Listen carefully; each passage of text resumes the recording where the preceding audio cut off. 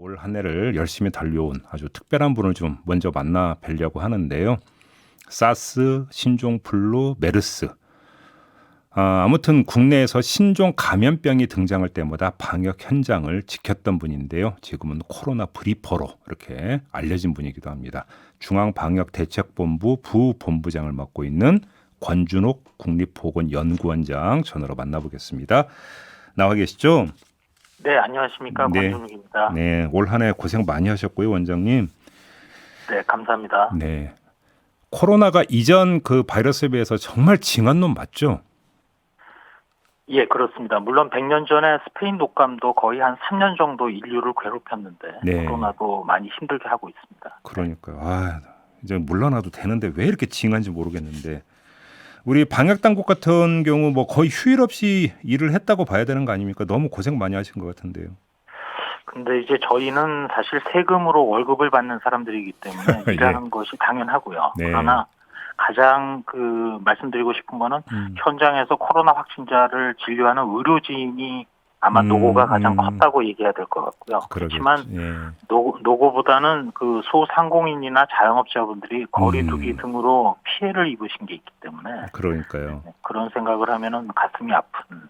심정입니다. 우리 그 원장님도 그 코로나 브리퍼 이렇게 이제 부르던데 올 한 해 그러니까 되돌아보실 때 가장 기억에 남는 순간은 어느 순간이었어요?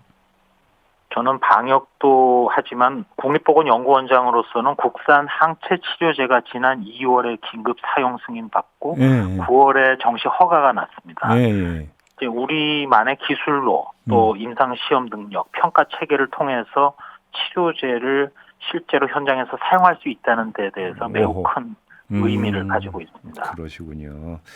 알겠습니다. 아무튼 그래도 또 아직 이제 모든 게 정리가 된 게 아니다 보니까 지금 현재 상황을 좀 또 점검을 하긴 해야 될 것 같은데요. 백신 접종률은 좀 많이 올라간 것 같은데 어떻습니까? 예, 지금 금년 내내 이제 백신 접종률이 국민 여러분들의 동참을 통해서 확대가 돼서 예. 현재 12월 30일 기준으로는 2차 접종까지가 82.7% 그리고 3차 접종에 대한 호응도도 높아서 33.4%까지 왔습니다. 예. 그 외국과 비교하면은 OECD 회원국들 중에 최고로 높은 수준에 올라 있는 상황입니다. 지금 오미크론 같은 경우는 판독 시간이 많이 짧아졌다면서요? 예, 그렇습니다. PCR 등을 통해서 바로바로 판독을 할 수 있는데 다만 그 미국이나 영국 사례를 보게 되면 오미크론을 사실은 우리가 우한균주 그리고 또 델타에 이어서 새로운 유행을 기다리고 있는 상황이긴 한데 아주 빠른 시기에 우세종으로 전환이 됐습니다. 따라서 언젠가 아마 1월 이후에 우세종이 되면 그때부터는 코로나가 곧 오미크론이다라고 하는 시기가 곧 올 것 같습니다. 아, 그래요. 아직은 좀 조심스러운 것 같겠는데 근데 오미크론 같은 경우는 별로 치명률이라는 거 되게 낮다. 감기 수준이다. 이런 얘기가 계속 외신을 타고 전해지는데 어떻게 파악하고 계세요? 지금 말씀하신 대로 사실 걱정했던 것은 변이가 등장할 때마다 가장 중요한 게 위중도하고 또 오미크론이 초기에 5세 이하 소아에서 위중증이 많다는 간헐적인 보도가 있었습니다. 그런 것들이 저희가 가장 걱정하고 있는 악성 변이의 출현인데 현재까지는 다행히도 증상도 좀 경하고 또 특정한 연령층, 특히 소아 연령층을 중심으로 위중도가 높지는 않다고 하는데 이런 것들이 아마도 곧 공식적으로 확인이 될 것 같습니다. 뭐 WHO나 또 선진국의 질병관리기구를 통해서. 근데 만약 그렇게 된다면 오미크론의 등장 이후에 여러 가지 우리가 달라진 일상 회복으로 하는 도전 과정에서 고려해야 될 또 여러 가지 좋아지는 여건도 분명히 있을 수 있습니다. 혹시 마스크를 벗어도 되는 이런 상황도 연출이 될 수 있을까요?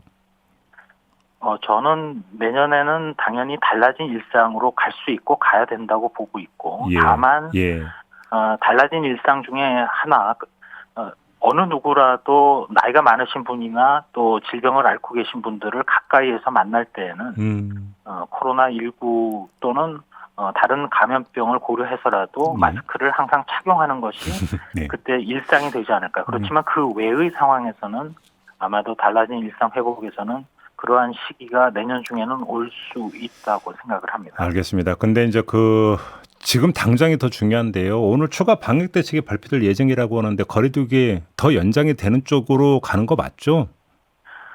아무래도 현재 전체 규모가 내림세이긴 하고 예. 병상 대기 규모가 줄긴 했지만은 예.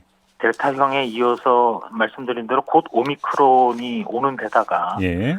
물론 위중증은 낮아질 가능성이 있긴 하지만 아직 확인된 것은 아니기 때문에 이런 상황에서 현재 기조를 바꿀 상황은 아니지 않느냐 하는 것이 이제 대체적인 정부 내뿐만 아니라 전문가들의 판단이기도 해서 네. 앞으로 델타형의 발생이 충분히 감소하면서 오미크론의 위중도가 낮다는 것이 확인이 되면 네. 그렇게 되면 서서히 우리가 멈추었던 일상 회복을 다시금 가동할 수 있지 않을까 그렇게 생각하고 있습니다.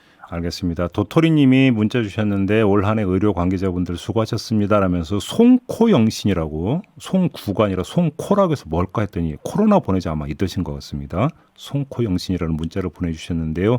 우리 원장님도 한 해 고생 많이 하셨고요. 새해에도 좀 맹활약 기대하고 부탁드리겠습니다.